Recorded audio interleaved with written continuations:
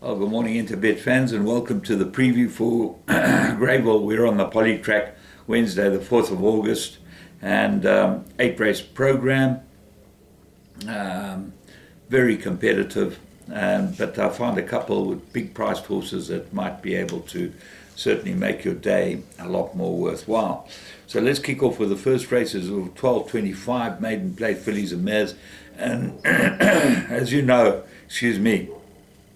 with the Poly, it all depends on the pace. So we try and find out what's going to go to the front, what's going to be up there, what's going to run on, and how the race will pan out. But let's kick off with this, as I said, maiden plate fillies and mares 1200.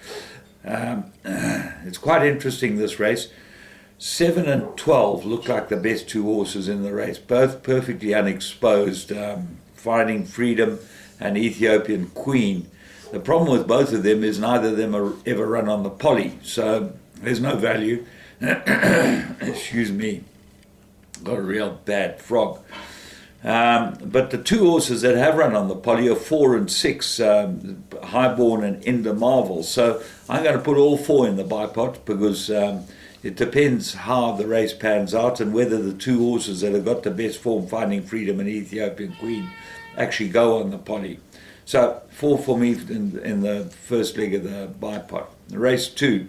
This is a maiden plate, 1400 meters, and all the money's been for number 1, Accolade, from the Van Zales yard with Warren Kennedy aboard. Lots to like about the draw and everything concerned with it, and certainly being trained at Summerfelt, it will know the Poly track.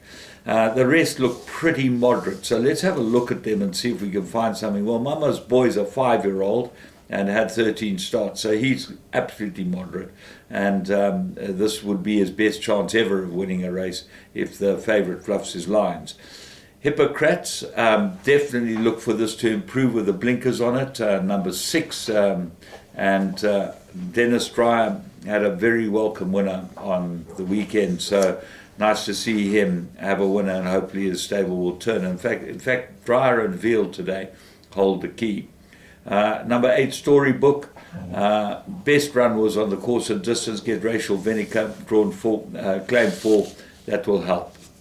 Race 3, maiden plate, 1600 meters, and I like number 9, Fists of Fire, Richard Fourie, Peter Muscat. Richard Fourie will not be impressed with the way his Saturday turned out. He didn't ride very well, and I'm sure even he will accept that.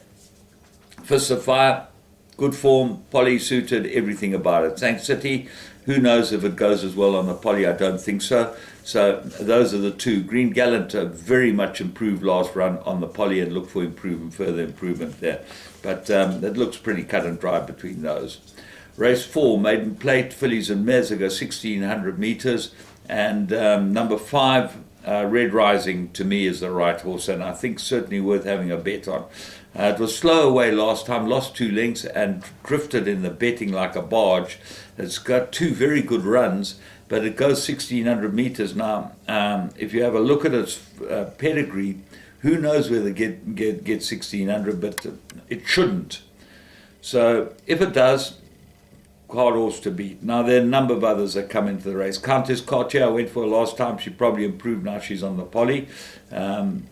Ballygood, certainly good run on the Poly, second from last run. Gareth Wright, nice to see him back in the saddle. He gets a ride. Cordobesa, 3 very good runs and should go well. And then the find on the Poly is Capriana. Lizanne Forbes and Samanga Kampala goes into all your playing. Don't leave it out.